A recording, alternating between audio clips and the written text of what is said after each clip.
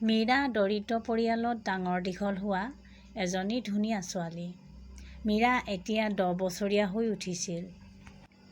মীৰাৰ মাকে আনৰ ঘৰত কাম কৰিছিল আৰু দেউতাকে দিন হাজিৰা কৰি ঘৰখন চলাইছিল। মীৰাৰ মাকে যাৰ যাৰ ঘৰত কাম কৰিছিল, কেতিয়াবা মাজে সময়ে মীৰাও মাকৰ লগত তালৈ গৈছিল। সেই কাম কৰা লোকৰ মাজত এঘৰ আছিল অনিতা খুৰী, যিয়ে মীৰাক নিজৰ ছোৱালীৰ দৰে মৰম কৰিছিল। এদিন অনিতা খুৰীয়ে মীৰাৰ মাকক সুধিলে, মীৰা স্কুললৈ নাযায় নি? অনিতা খুৰীৰ কথাত মীৰাৰ মাকে ক'লে, নাযায় বাইদেউ, সেয়া আমাৰ ভাগ্যতেই নাই যে আমি মীৰাক স্কুললৈ পঠিয়াবলৈ পাৰোঁ। যেনে তেনে কৰি পেটৰ অন্নমুঠি যোগাৰ কৰোঁ, সেয়াই আমাৰ বাবে বহুত। যেতিয়াই মীৰা অনিতা খুৰীৰ ঘৰলৈ যায়, তেতিয়া তেওঁ কেৱল মীৰাকে চাই ৰয়। 10 বছৰীয়া মীৰা ইমানেই ধুনীয়া আছিল যে সকলোৰে দৃষ্টি তাইৰ ওপৰলৈ নোযোৱাকৈ নাথাকে। এদিন অনিতা খুৰীয়ে মীৰাৰ মাকক ক'লে, মীৰাক এখন ভাল স্কুলত নাম লগাই দিয়া। মীৰাৰ সম্পূৰ্ণ পঢ়াৰ দায়িত্ব খৰচ মই বহন কৰিম। তেতিয়া মীৰাৰ মাকে ক'লে, অনিতা বাইদেউ নালাগে, আপুনি কিয় ইমান কষ্ট কৰিব? কিছুদিনৰ পাছত মীৰাৰ বিয়া হ'ব আৰু নিজৰ ঘৰলৈ গুচি যাব। পঢ়া-শুনা কৰি কৰিব কি? মীৰাৰ মাকৰ কথাত অনিতাই ক'লে, মীৰা এতিয়া কেৱল 10 বছৰীয়া সৰু ছোৱালী। এতিয়াই তাইৰ বিয়া কিয়? বৰ্তমান তাইক এতিয়া নিজৰ জীৱনটো উপভোগ কৰিবলৈ দিয়া। অনিতা খুৰীয়ে মীৰাৰ মাকক ভালদৰে বুজাই মীৰাক এখন ভাল স্কুলত নাম লগাই দিলে।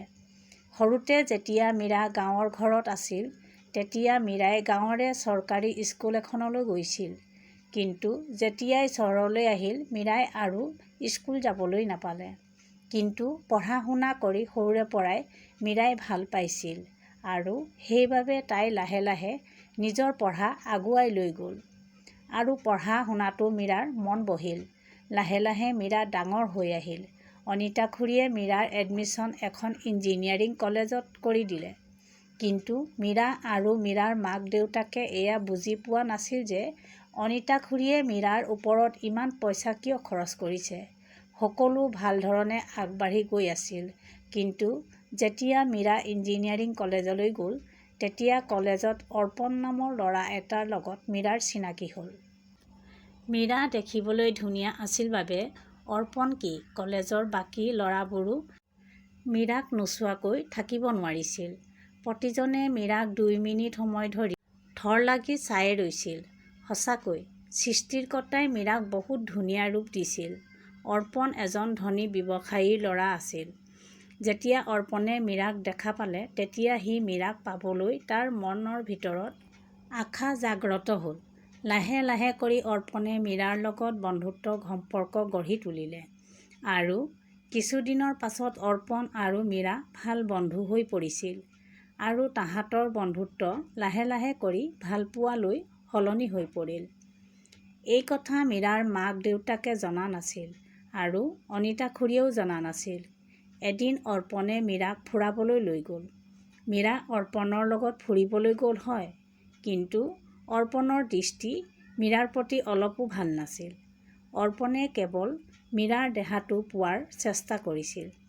অৰ্পণে মীৰাক বাহিৰত খোৱালে-ফুৰালে। তাৰ পাছত অৰ্পণে মীৰাৰ একেবাৰে কাষলৈ যাবলৈ বিচাৰিলে।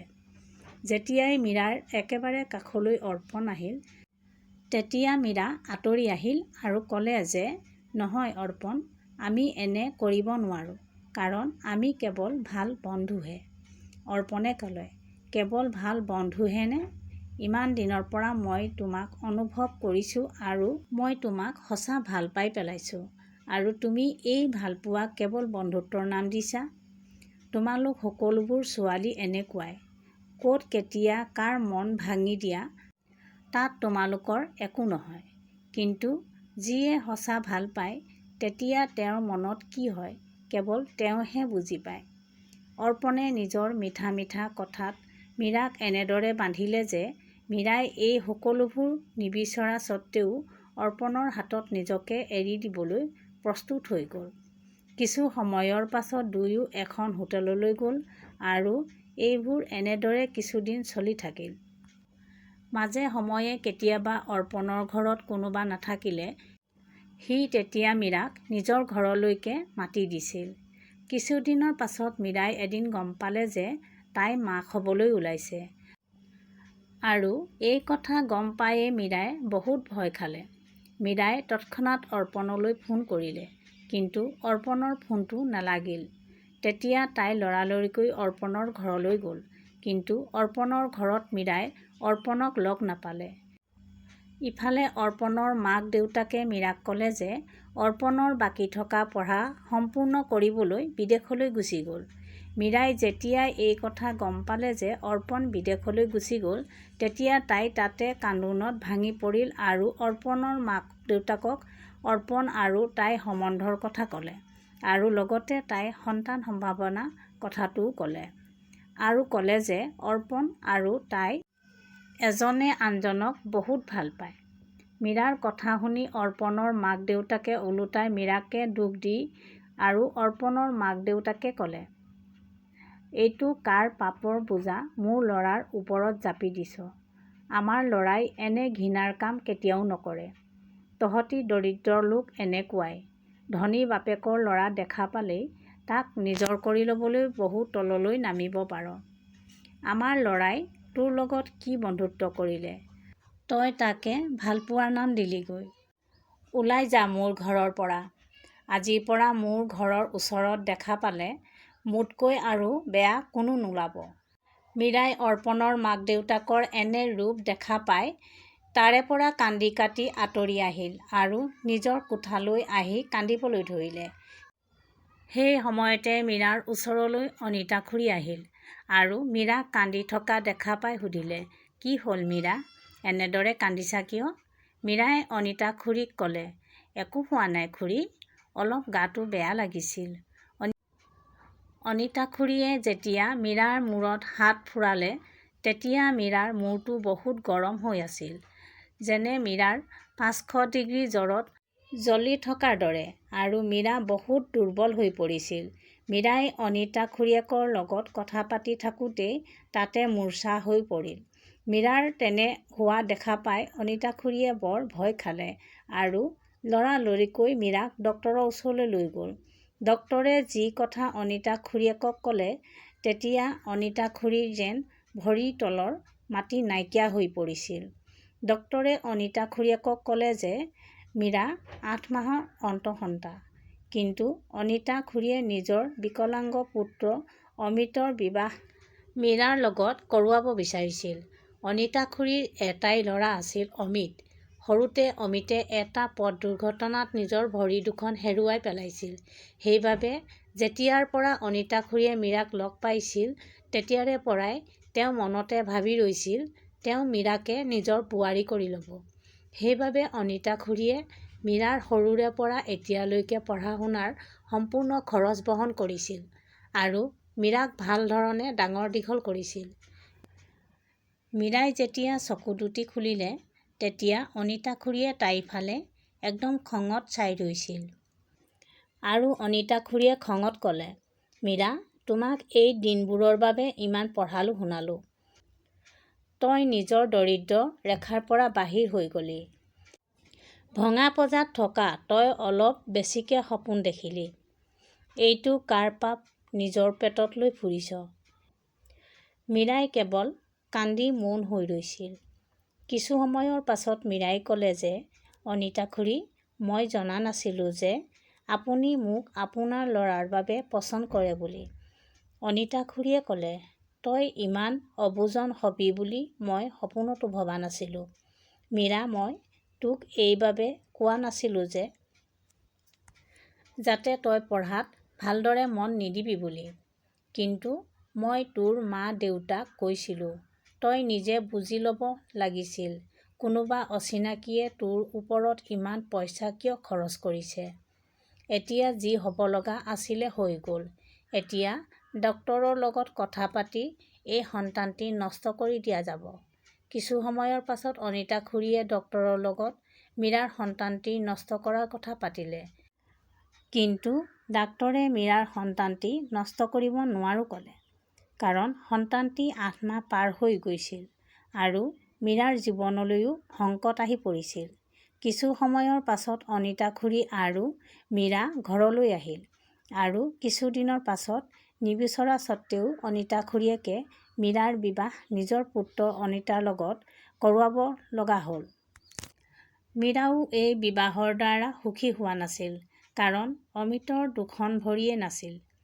মীৰা ভঙা পঁজাত ডাঙৰ দীঘল হ'লেও কিন্তু তাইৰ সপোনবোৰ ডাঙৰ ডাঙৰ আছিল। আৰু নহ'বনো কিয়? কাৰণ তাই কোনো ফালৰ পৰাই কম নাছিল।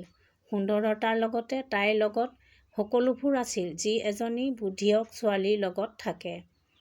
কিন্তু অনিতা খুৰীৰ ধাৰ তাই পূৰাবলৈ লাগিছিল। অনিতা খুৰীয়েকৰ ধাৰ পূৰোৱাৰ লগতে তেতিয়া তাই পেটত থকা সন্তানটিৰ চোৱা-চিতা আৰু ভৱিষ্যতৰ কথাও চিন্তা কৰিবলগীয়া হৈছিল। কিছুদিনৰ পাছত মীৰাই এটি পুত্ৰ সন্তান জন্ম দিলে। লাহে লাহে সময় বাগৰি গ'ল আৰু মীৰাৰ ল'ৰা মৰমো এতিয়া 2 বছৰীয়া হৈছিল। এদিনাখন মীৰাই মৰমক লৈ বজাৰলৈ আহিছিল।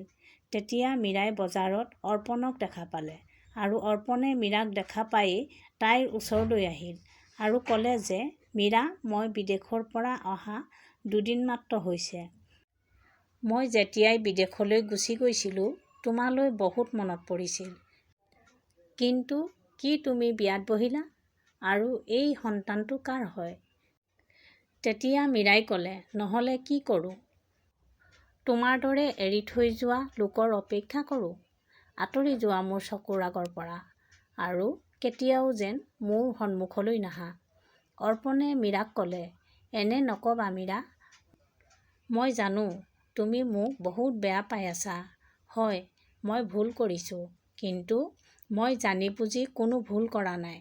এদিনাখন মোৰ পাপায়ে তোমাকে মোকে একেলগে বাহিৰত দেখা পাইছিল আৰু সেইবাবে মই যেতিয়া ঘৰলৈ আহিলোঁ তেতিয়া মোৰ ফোনটো কাঢ়ি ল'লে আৰু মোক বহু দিনলৈ ঘৰলৈ আৰু বাহিৰলৈ ওলাবলৈ নিদিলে আৰু তৎক্ষণাৎ মোৰ বিদেশলৈ যোৱা ঠিক কৰি দিলে। কিন্তু মই বিদেশলৈ যাবলৈ বিচৰা নাছিলোঁ। মীৰা, মই সঁচা কৈছোঁ, আৰম্ভণিতে মই তোমাক অন্তৰেৰে ভাল পোৱা নাছিলোঁ। কিন্তু তোমাৰ লগত মই সময় অতিবাহিত কৰোঁতে কৰোঁতে ময়ো তোমাক সঁচা ভাল পাবলৈ ল'লোঁ আৰু মই তোমাক বিয়া কৰোৱাবলৈ বিচাৰিছিলোঁ। কিন্তু মীৰা, তুমি সঁচাকৈয়ে বিয়াত বহিলা? তেতিয়া সকলোবোৰ কথাই মীৰাই কান্দি কান্দি অৰ্পণক ক'লে। আৰু মীৰাই ক'লে যে তাই মন নথকাটো অনিতা খুৰীৰ ল'ৰাৰ লগত বিয়াত বহিবলগীয়া হ'ল। আৰু এই মৰম তোমাৰ আৰু মোৰ সন্তান হয়। অৰ্পণে এই কথা শুনা পাই সি লৰালৰিকৈ মৰমক সাৱটি লৈ কান্দিবলৈ ধৰিলে আৰু ক'লে যে, মীৰা, এতিয়াও একো বেয়া হোৱা নাই। তুমি ক'লে মই মোৰ মা-দেউতাৰ পৰা আঁতৰি আহি তোমাক বিয়া কৰোৱাব পাৰিম। এই কথাত মীৰাই ক'লে, নহয় অৰ্পণ, মই এনে কেতিয়াও কৰিব নোৱাৰোঁ। মোৰ ওচৰত সৰু কালৰে পৰা লৈ আজিলৈকে অনিতা খুৰীৰ ধাৰ আছে, যি মই মৃত্যু সময়লৈকে পূৰাব লাগিব। যদি অনিতা খুৰী নথকা হ'লে তোমাৰ ল'ৰা আৰু মই জীৱিত নাথাকিলোঁ হয়। এনে কৈয়ে মীৰা তাৰ পৰা গুচি আহিল। আৰু মীৰা আৰু অৰ্পণৰ ভালপোৱা সদায়ৰ বাবে আধৰুৱা হৈ থাকি গ'ল।